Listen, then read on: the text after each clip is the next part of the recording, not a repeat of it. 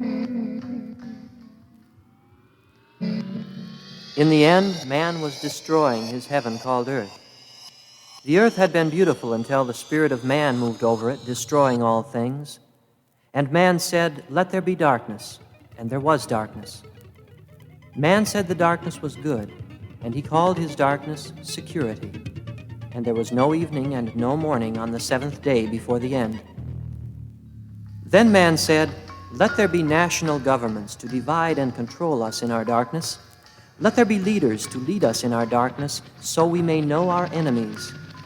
There was no morning on the sixth day before the end. Then man said, "Let us create an army to control men's bodies and minds, and let us extend our darkness all over the earth. Let us create rockets and bombs to kill faster and easier and at a distance, for we must protect our security." And there was no morning on the fifth day before the end. And then man said, "Let us travel to the moon and planets and stars, for we must extend our security. While other men starve on earth, we will reach for the stars." And there was no morning on the fourth day before the end. Then man said, "Let us create escapes for ourselves. Let us have drugs and peppy-pep pills, goofballs, tranquilizers, advertisers, opiates, barbiturates, LSD, sex, compose, for we are troubled by reality since it disturbs our security." And there was no morning on the third day before the end. And then man said, "Let us create God in our own image, lest some other God compete with us.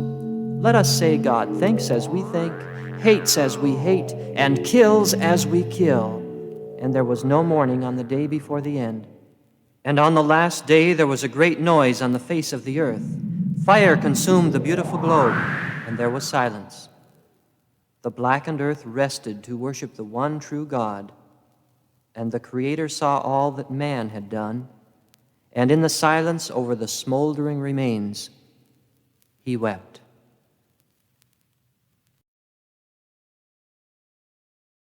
Also, Philip was transported by some means to Azotus when he went down and preached to the eunuch.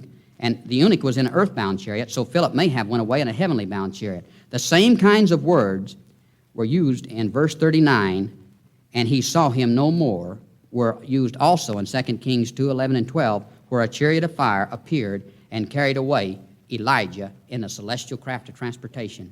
Amen. Read it all for yourself. It's in the Bible.